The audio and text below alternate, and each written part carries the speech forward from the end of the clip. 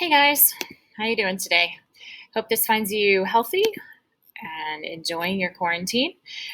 Okay, so today for our lesson, you have three things that you're going to be doing. Our target for today is that you're going to be determining the difference between Federalist and Anti-Federalist. So let's start out with the Federalist. What do you remember about what we studied so far with the Constitution? There were always two sides. Some people believed that the Federalist should what? Pause the video, take a minute to look over the answers. If you said B, unite under a strong central government, you are correct. The Federalists wanted that strong central government, and that's what they were trying to provide with the Constitution. All right, so our unit this time is about the Federalist era from 1789 to 1801.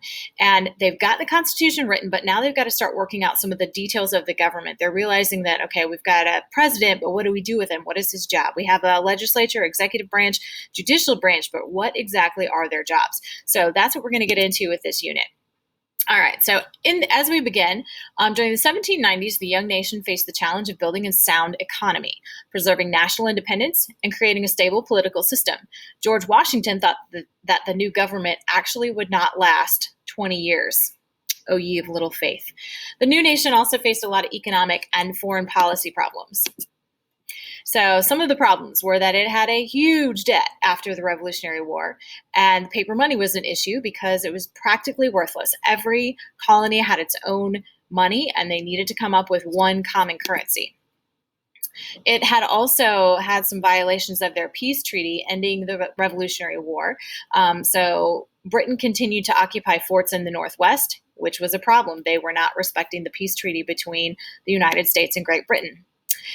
Spain also refused to recognize the new nation's southern and western boundaries, so they kept trying to attack and take over parts of the south and the western states that were part of the 13 colonies. All right, today, by the time we finish, we're going to be looking at the Federalist and Anti-Federalist. This kind of shows you our big goal for the unit is to identify and explain the ways that our founding fathers responded to some of these challenges facing our new nation. All right, so when you think about ideas of the Federalist, what might this graphic symbolize about their ideas for government? Pause the video and take a look. How about this one? What might this graphic symbolize? So if you said in this one, the green box, that they were sharing power between the state and national government, you were exactly right. That's that idea of federalism. If you look at this one, you might have been thinking, well, that's kind of like the separation of power, where each branch had its own job, but they also checked and balanced each other out. Their whole goal of the idea of the Constitution was to create a strong, organized, balanced federal government. So each state already had its own independent governments. They needed to create one country that was united under one central government. And so they had to start figuring out what are the rules of that central government going to be.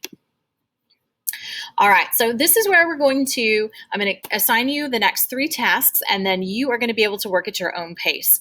So here are the tasks that are set before you. The first one is going to be to complete the Ed puzzle called Federalist versus Anti-Federalist. So you're going to watch the video and the Ed puzzle, and then you're going to complete a Google Slides, which basically will kind of help yourself determine the difference between a Federalist and an Anti-Federalist. You're also going to be identifying at least 5 of the most prominent men who considered themselves either Federalist or Anti-Federalist. Now, when we talk about this is the beginning of political parties. So now we have gotten into, the whole presidential race, and we're trying to figure out who is going to be our president now. And we have our two parties, the Democrats and the the Republicans, sorry. But this is the very beginning of political parties. They didn't call themselves the Democrats and the Republicans yet. They called themselves the Federalists and the Anti-Federalists. And the beliefs are going to be a little bit different than the parties today.